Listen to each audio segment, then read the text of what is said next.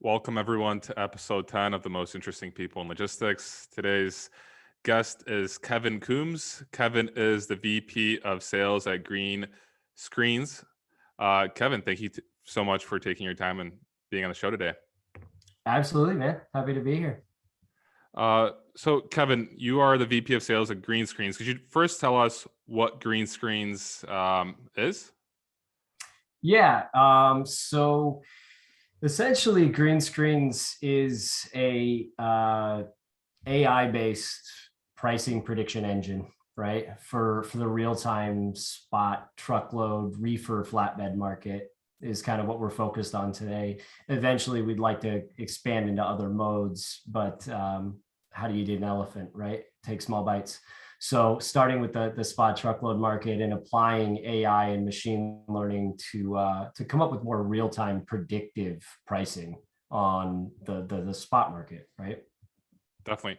So, essentially, what I've learned, at least what I've heard, is that you make quoting freight easy. Is that right? Yeah, that's a simple way to put it. Yeah, for sure.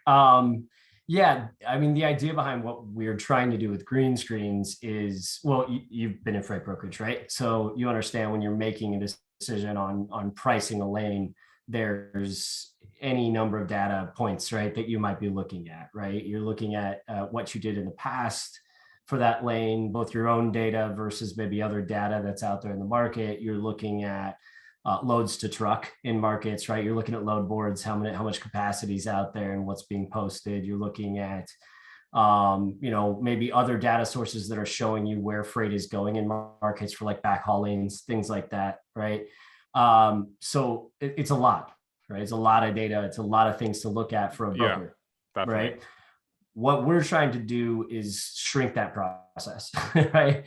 Take those data points in any given lane. I think we look at over 100 data points in a lane and produce a predictive price so that the broker doesn't have to, right, go through all those data layers and dig through all of that stuff to come up with an accurate price to whatever lane is at any given time in real time. Okay. So when you have 100 data points, does that mean that you're utilizing, okay, let's say DAT, truck stop, maybe some factoring data? Like, what are those 100 data points?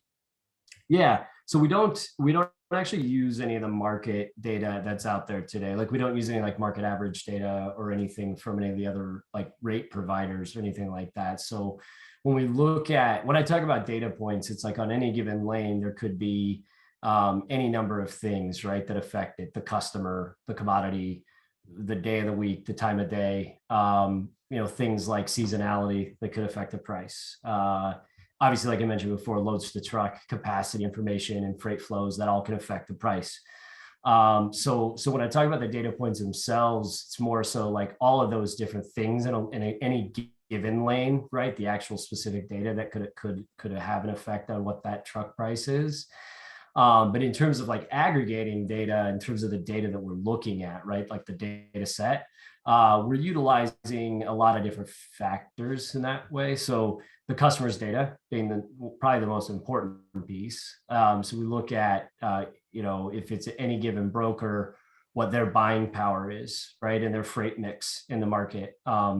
Because as I said, whatever they're doing, their shipment characteristics, all of that's not going to affect what someone else is doing, right? If CH Robinson can buy that truck or someone else can buy that truck, it doesn't mean they can, or they can get it for that price.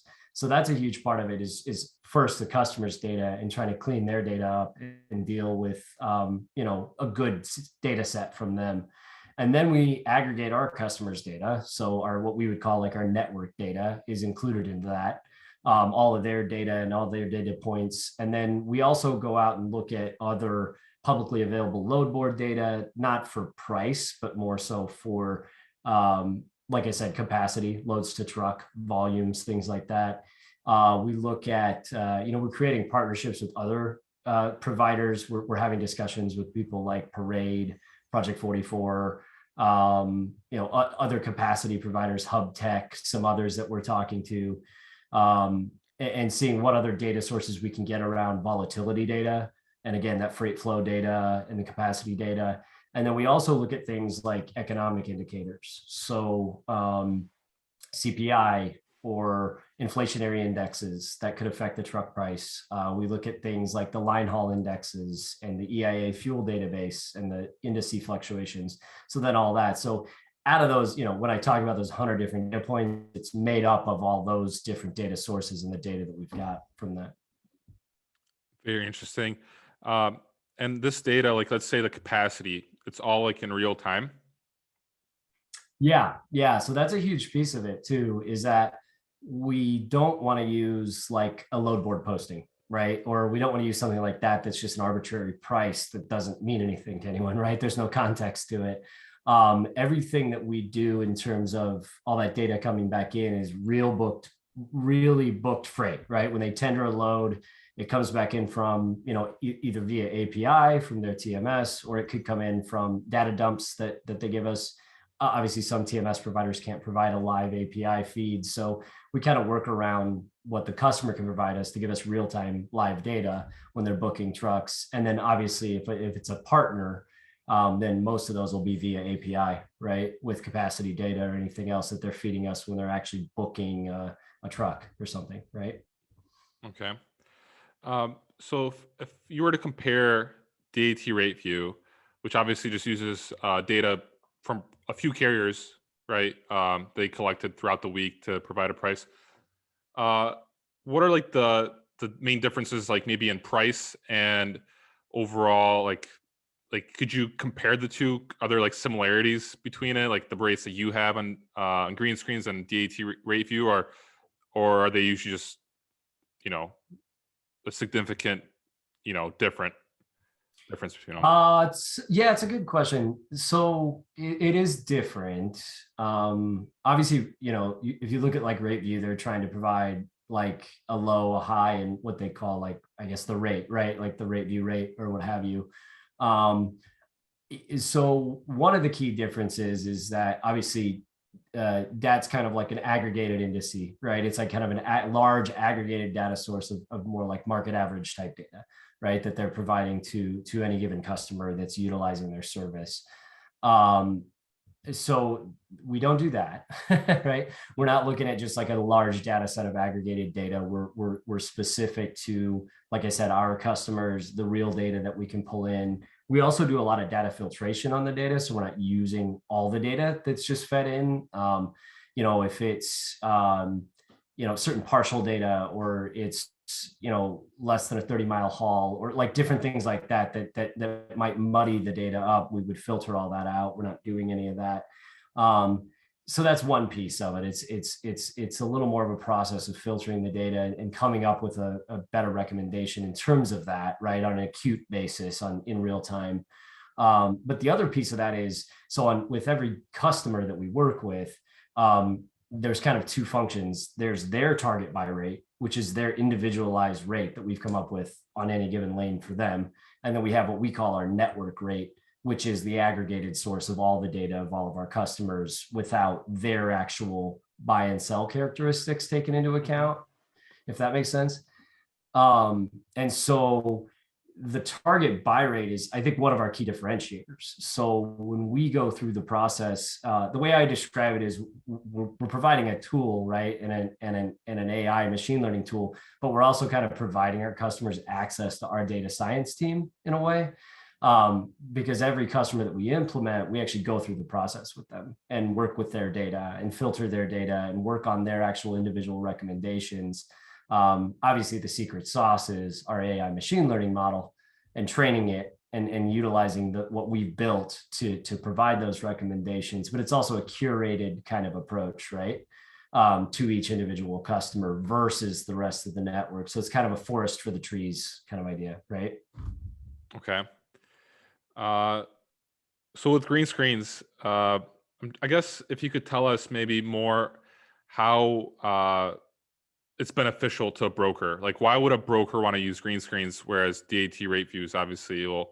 I understand that Greenscreens is better, and it provides a better rate. But what do you do, being the VP of sales? How do you convince a potential customer to be part of the Greenscreens? Yeah, and it's not necessarily better than that. I wouldn't say that necessarily. It's different, right? Like the DAT rate, I mean, could even be in line with what we provide at any given time, right? From Sure. Greenscreens, or it may not. You know, it just depends on what's going on in the market, what's changing in real time. But the kind of the key between what we do, like I said, versus like a DAT or someone else, and why it helps a broker is, the typical process for a broker is look at DAT's rate and then gather other data, right, to support the hypothesis, right, of Yeah, yeah. what DAT is, Sure. and why it makes sense. And can I book a truck for DAT's rate? So like DAT, again, is kind of an index as a guideline, and then they need to go out and look at the market, look at their own historical context, their own data, right? How many carriers they have in that lane to know that they can go get a truck and all that. Whereas the idea with what we're doing with Greenscreens is to eliminate that, is they can take Greenscreens price and then just go start calling carriers, right? Okay. Immediately. So there's kind of two ways that we go about that. The first, and they're both kind of data science keys to any puzzle. The first being confidence intervals and confidence levels on every lane, right? So you kind of have a low, medium, high confidence, a score of 0 to 100. What we try to do for every customer is get them on the majority of their lanes where they have major data density, a lot of customers that they work with, to at least a medium or high confidence, right? Like a 65 or above, something to that effect. The idea being, if it's an 80 to 100, you don't need to do anything. Go book a truck, right? Go get Yeah. somebody, flip a quote to the customer and go get a truck. So that's a key piece of that, is providing that confidence in the rate, going through those data science processes to make sure that we're keying in on that. We also synchronize the buy and the sell rate. So we also take all their historical data from their customers, their lanes, to look at the margins that they got before, to look at what they should be selling that to the customer for. So again, eliminate that friction between the buy side, sell side So, of it. Kevin, you take all the data from a broker, from your customer. Let's just say, like, you take all of it. You first give them the rate, and then you find out how much they actually paid for it. You implement that data. You find out the margin. So your systems are integrated where everything is being shot back and forth, and then the machine is learning continuously, right? Because we touched on the Exactly. topic of the machine learning, and maybe if you could get into that a little bit to tell us, like, how the AI works and how it gets better over time, correct? Yeah, and that's it. That's with those confidence levels. And then the second thing we look at is margin of error, right? So the price that we're quoting to the broker, and then the price that they're booking at, we want to understand what that margin of error is at any given time, right? Because again, like you just said, we want to train the model to continually learn and predict better rates. And that's not a function of, it's funny because whenever you say train the model, people are like, oh, are you just going in and affecting the pricing and the weighting? It's like, no, we don't. It's completely unassisted. We don't touch it, right? It makes its own predictions and learns from the models that we put around it, right? So the idea being that it learns from all of the information and all the data sources, how to predict better rates over time. So as they're feeding it more data, it's going to get smarter. The margin of error is going to go down more and more and more, because it can quickly and easily digest all that data, right, to provide a Mm-hmm. recommended buy and sell rate. And the models that we use for it, it's not linear, right? It's not, oh, this is the equation and this is the rate. It's going to look at all the characteristics and arrive at a conclusion based on those characteristics. And so the models that we use are really mixed, what they would call like mixed model machine learning, whereas it's a process of, we have all the data points, like I said, so they're labeled of these are the data that you're looking at. It's regression based, so it's looking at trends and it's looking at history, right? Kind of like stock market, right? Where you make Yeah. predictions based on history. And then it's also, and those are more what you would consider, I guess, like a supervised machine learning model. And then the second is we also use a mixed model with like unsupervised machine learning, meaning it's finding patterns like clusters in the data, right? everybody that books this lane and has this freight on these days and times, something like that, right, is around these prices. Why? And then it starts to try to figure that out, why those prices are in that range or why they fluctuate. So yeah, to your point, I mean, it's really a modeling kind of situation where we take the customer's data, we model it against the machine learning that we've built, and then we train it to make better predictions over time, right? Yeah, definitely. I see this being very useful for like RFPs, getting maybe like contracted rates. Uh, I'm wondering though on the spot rate market, like let's say a customer just emails me, needs a truck to pick up within 2 hours. Does Greenscreens AI, is it able to give you like a spot market rate provided with the data points that it has, where it will give you an accurate rate for that truck of, Yeah, yeah, we're day up? actually more so specific to spot right now than we are RFP, interestingly Okay. enough. Part of because the RFP market, well, part of this is probably just the way the freight market's changed, right? It's just Sure. gotten really volatile and very, very up and down. So it's harder to predict, out 6 months or what the seasonality is going to have an effect on, because seasonality kind of got blown up, right, in the last few years, whether that was COVID or before COVID, with capacity being a difficulty and less drivers and stuff, right? So yeah, I mean, really today we're more so on the spot side in real time, to make adjustments on the fly. So if the machine learning in the model sees something change in the marketplace really quickly, it can adjust fast, right? Based on all the data points it's looking Okay. at, right? Whereas like if you just have a guy sitting there in a seat trying to make pricing adjustments and something changes in a market and he doesn't know that unless he's Yeah. scouring the internet or something, right? He can't Well, he can't do that quickly, DAT is right? like a week behind, I think, or 2 weeks behind on the rates that they provide on DAT. So that's already, you know, uh, I guess one of the difficulties of using DAT is you're always a few weeks behind. And with the situation in Colorado, I'm not sure if you're aware, there's high winds in Colorado. Plus, there's also Mm-hmm. the driver strike. There's some drivers that are refusing to go to Colorado due to the long sentence one of the truck drivers received last week. Yeah, I saw that. So, Yep. Yep.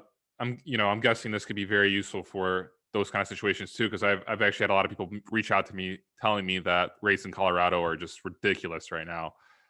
Yeah, that's a good example actually of it. When you see weather events, right, or certain things like that happen, everything that just occurred in the last few weeks with the tornadoes and shutting Yeah. down highways and that sort of stuff. So like today we don't actually we're actually researching. This is part of our R&D right now. We're working with a couple of data providers that provide weather data and traffic data.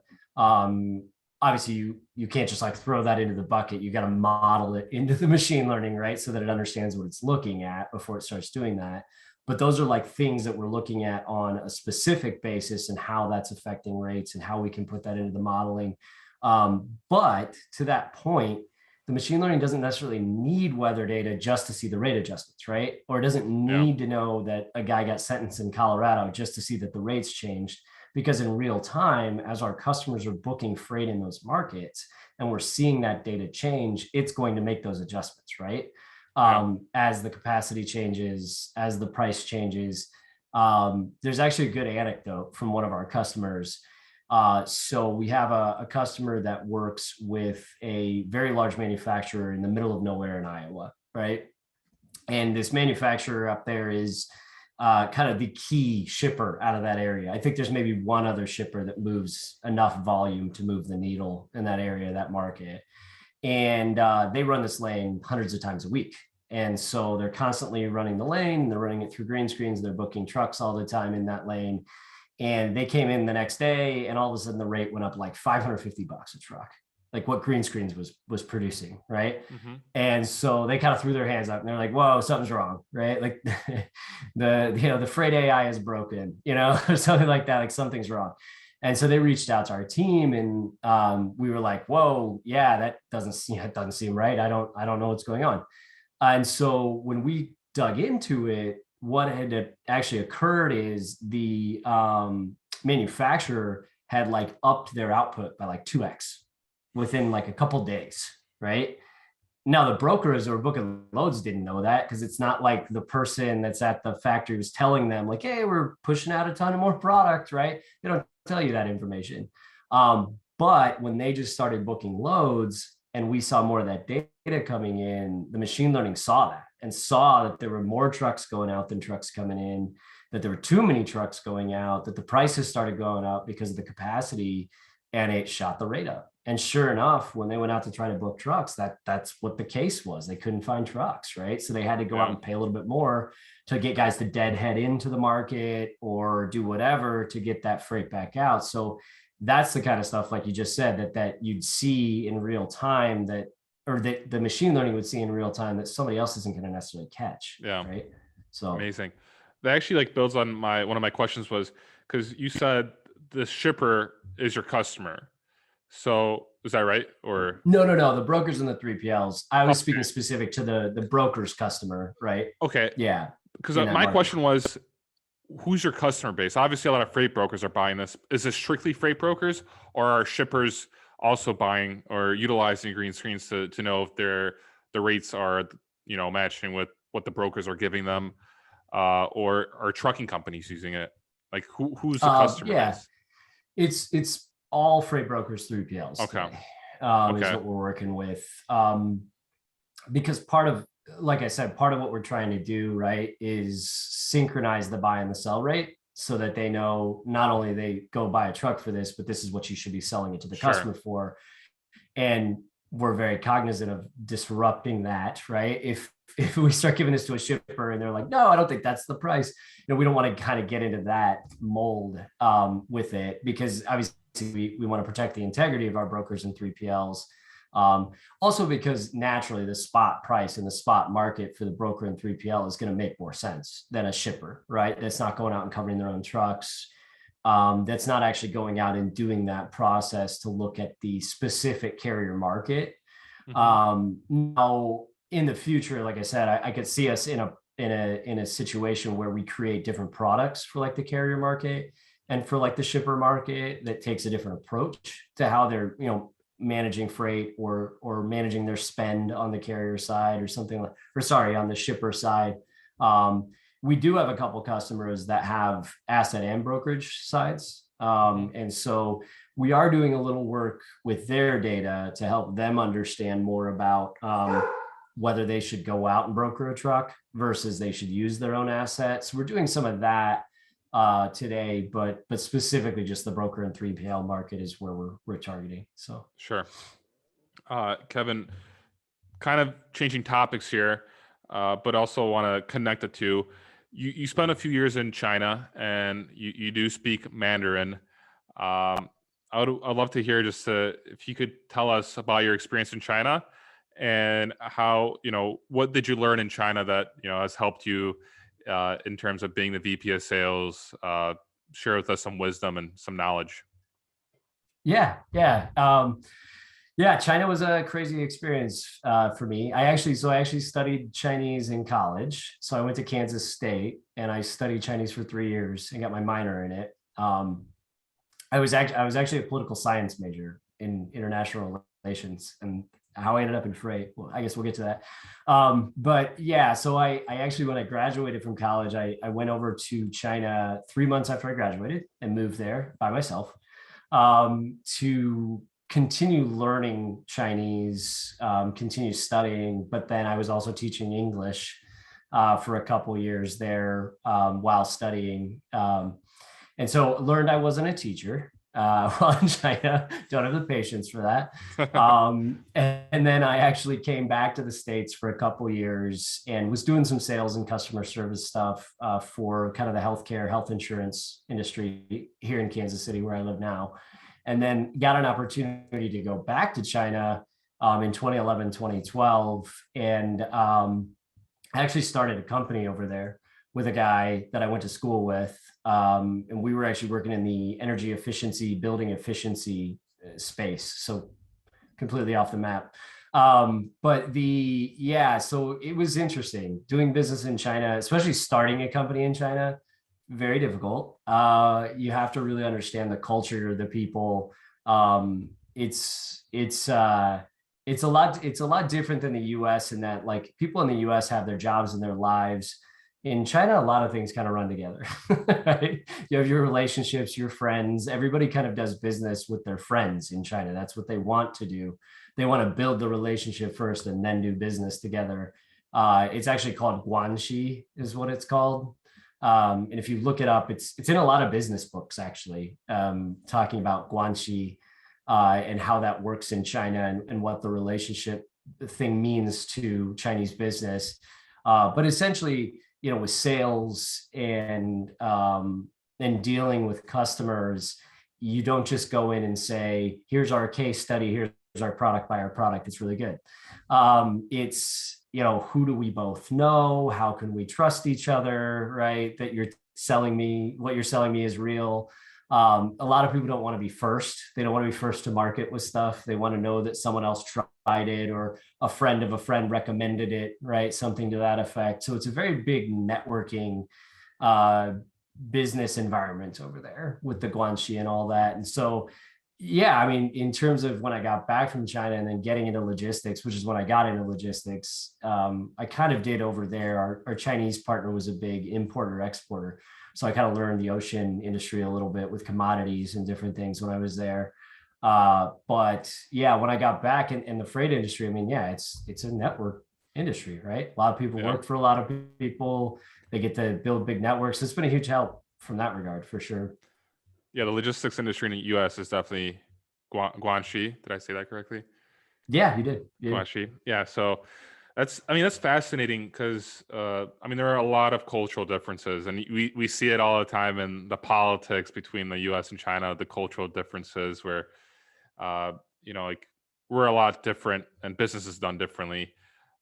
What could you share with us? Maybe I don't know, like being the VP of sales, you're constantly trying to get people to buy your product that you're selling. Um, Besides the Guanxi aspect, has there been anything else that you learned from China, like the Chinese people, that have helped you in your career? Yeah, it's funny. It's funny actually, you know, thinking about like sales and how, you know, how you sell a product to people, right? And kind of taking more of a like a relationship approach to it, right? The Chinese are very direct in everything that they do. The culture is very direct. The language is very direct, right? They don't everything is very literal in Chinese. So like if you literally you've probably seen this, right? Like if you see things on the internet where somebody's literally translated Chinese to English without like kind of adjusting for the language difference in it, uh, then it's just very confusing. Like it Okay. doesn't always make a lot of sense because it's very literal. Like sentences in Chinese, when you're talking about something that's going to happen in the future or on a certain day, then proper sentence structure in Chinese is literally like you tomorrow 3 o'clock we go to store. You know, like it's very specific and like very Sure. literal to like how it's structured and how it's done. And that is actually like very big in their culture as well, in a good way, I think, in that they get to the point. They get to the point very quickly. They're very honest and open. There's a lot of like there's a lot of you know, the Chinese play a lot of like chess in business and stuff too, right? There's a lot of negotiation going on, but it's very direct when they talk about it, right? When they're talking to people, when they're having conversations. um, this is actually kind of funny.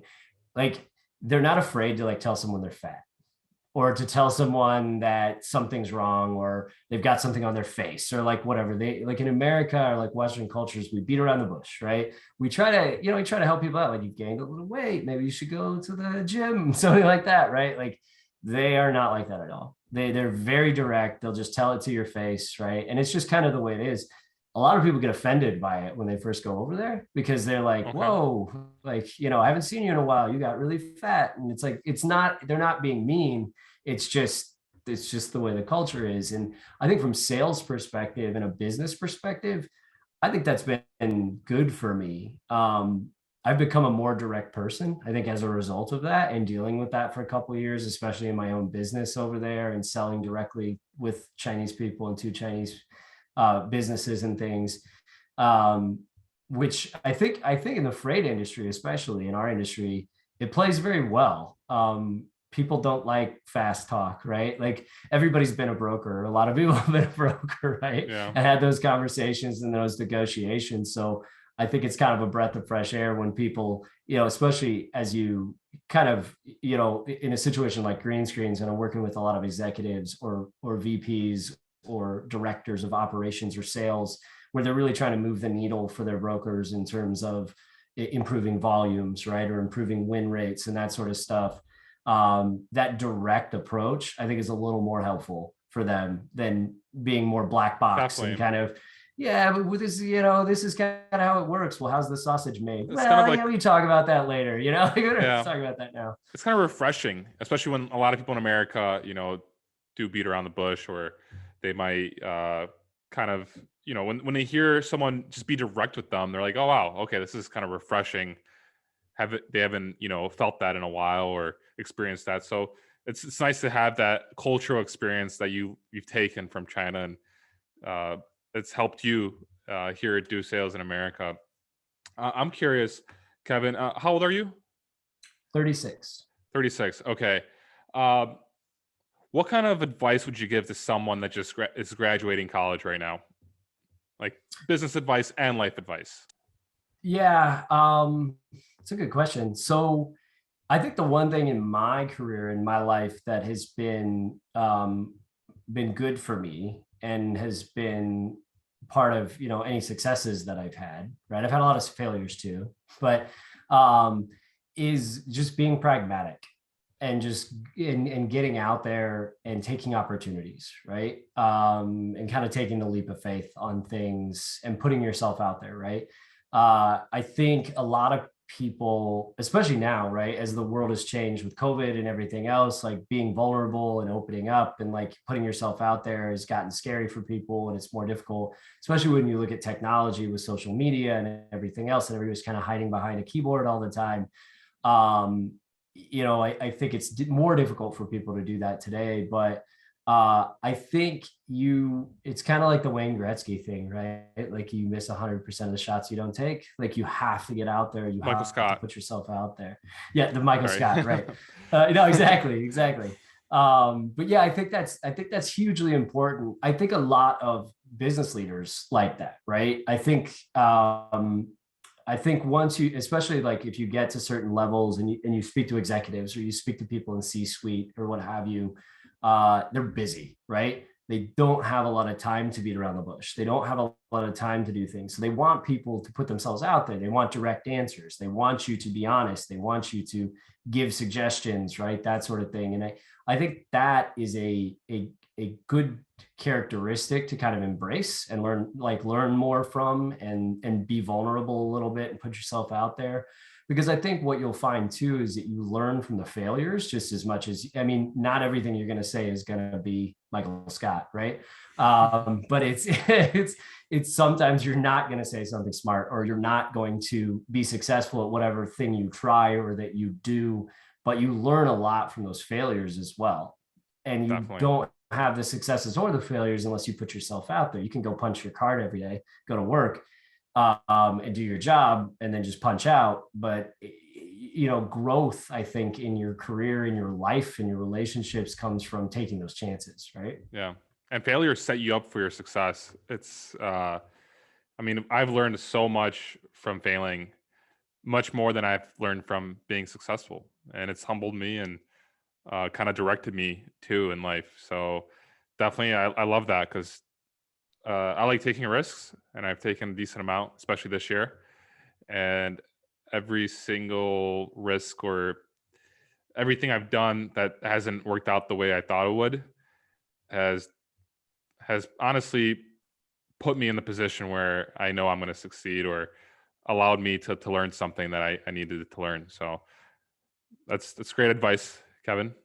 And I appreciate that. Kevin, just to wrap up here, uh, could you tell us what are your goals with the green screens? Do you have any sales goals for the upcoming year that you want to share with us, and maybe a couple sales tips uh, besides the ones that you've given us that help you succeed? Yeah, I mean, we have some big goals on the horizon this year on multiple kind of fronts. I think it's kind of cool. I'm coming in at an interesting time with Greenscreens, right? Because I just joined the team not that long ago, and we've got a couple of key customers that we're implementing right now that are well-known kind of brokerages that are out there. I'm not going to name any names, but we do have a couple key ones that we're pretty excited about that are helping us kind of put us on the map, right, and giving us references and different things like that. So we're open for a pretty big year next year. Since I've been here about 3.5 weeks since I joined Greenscreens, right, and got kind of hit the ground running. They hired me to kind of grow the sales and the outreach in the network. We've done maybe 45, 50 demos, I think, in 3.5 weeks. Okay. So it has been very busy. So yeah, I mean, we're trying to target, in terms of like, revenue growth and that sort of stuff. We're looking for a pretty significant jump in revenue growth, 3, 4, 500%, I think, by the end of next year. But in terms of, the product as a whole, today we have about $4 billion worth of total like network data from our different brokers that we're working with.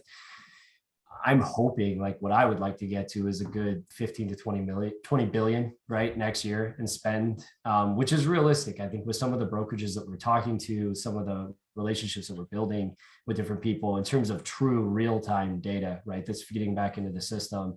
That's kind of where we'd like to get to, is that kind of a range by the end of next year.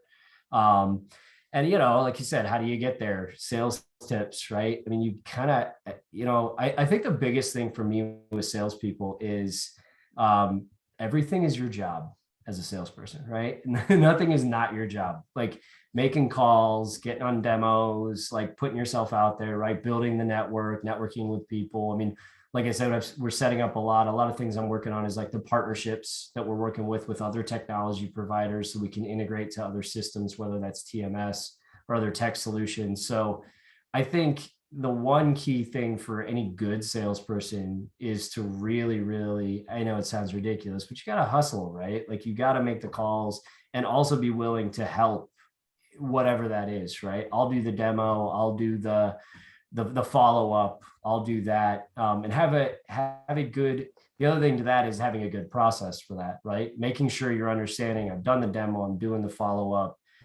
when you're going to ask for the sale, get the contract signed, all that, as part of that kind of equation, I guess, of sales. But it's, at 36 and I've been in sales for a long time, I'm still making cold calls. I'm still calling people up, right? I'm still doing outreach and that sort of thing, because if you want to be successful, I mean, that just can't stop. You always have to be hustling and building your network and meeting people and doing all that. So yeah. Great. Well, Kevin, I hope your goals come to fruition and that 2022 is going to be a great year for Greenscreens. I would love to play around and get a demo, and I'm wondering if you could also tell the audience how to get a demo. Should they reach out to you, and what's the best way to connect with you? Yeah, absolutely. Yeah, we could queue a demo up for sure. I can give you a run through of it so you can see it. Yeah, you can always go to our website, which is just Greenscreens.ai. And you can go on there and sign up for a demo, and I'll reach out to you probably 10 minutes later. You can also email me. So, if you send this out or whatever, you can send out my email, but it's just kevin.coomes@greenscreens.ai. So feel free to reach out to me as well. Yeah, we're going to be doing a lot of demoing, doing a lot of relationship building. So be exciting to 2022 is gonna be a good year. I think it's gonna be exciting. Definitely. Well, Kevin, thank you so much for taking your time and being on the show. Any final words? No, I mean, I think we covered a lot of it. Go Chiefs. We're back in first place. So there you Okay. go. Well, there we go. Go Chiefs. And that's a wrap for episode 10.